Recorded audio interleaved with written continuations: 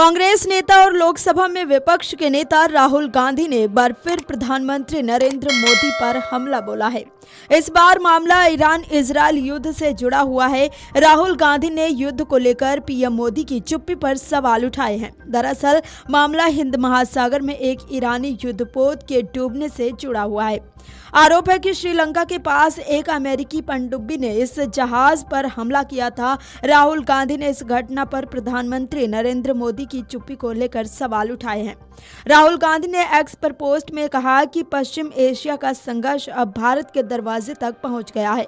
उन्होंने प्रधानमंत्री नरेंद्र मोदी पर आरोप लगाया कि उन्होंने भारत की रणनीतिक स्वायत्तता को त्याग दिया है। राहुल गांधी ने कहा कि ऐसे समय में देश को एक स्थिर नेतृत्व की जरूरत है। उन्होंने आगे लिखा कि ये संघर्ष हमारे घर तक आ गया है। हिंद महासागर में एक ईरानी युद्धपोत डूब गया है, फिर भी प्रधानमंत्री ने कुछ नहीं कहा है। इसके बजाय भारत के पास एक समझौता करने वाले प्रधानमंत्री हैं जिन्होंने हमारी रणनीतिक स्वायत्तता को छोड़ दिया है। ये ईरानी युद्धपोत आइरिस डेना विशाखापत्तनम में आयोजित अंतर्राष्ट्रीय बेड़ा समीक्षा 2026 और मिलन 2026 में हिस्सा लेने के बाद वापस लौट रहा था।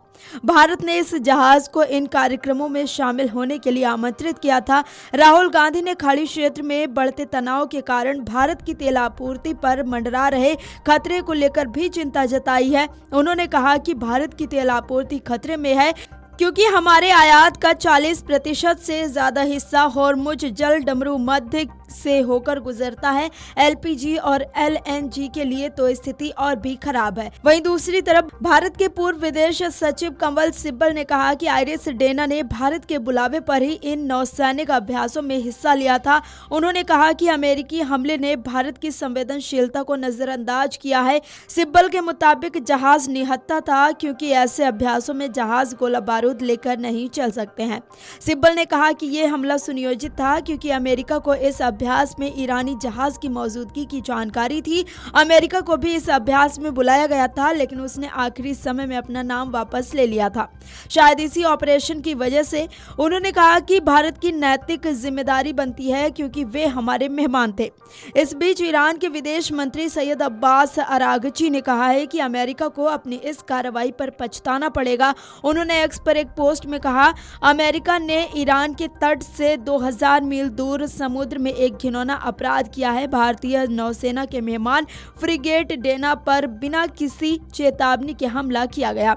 अरागची का यह बयान अमेरिकी युद्ध सचिव पीट हेगसेथ के उस बयान के बाद आया जिसमें उन्होंने अमेरिकी पनडुब्बी द्वारा ईरानी जहाज को डुबोने की पुष्टि की थी। उन्होंने चेतावनी देते हुए कहा है कि अमेरिका को इस घटना पर गहरा पछतावा होगा। रिपोर्ट के मुताबिक ईरानी जहाज पर करीब 180 लोग सवार थे। श्रीलंका की नौसेना ने जानकारी दी है कि उसने 87 शव बरामद किए हैं और 32 लोगों को बचाया गया है। बचाए गए लोगों को द्वीप के दक्षिण में स्थित गाले शहर के एक अस्पताल में भर्ती कराया गया है। वीडियो डेस्क अमरउजाला.com। अगर आप ये वीडियो YouTube पर देख रहे हैं तो हमारे चैनल को सब्सक्राइब कर बेल आइकन दबाएं और Facebook पर देख रहे हैं तो हमारे पेज को लाइक करें।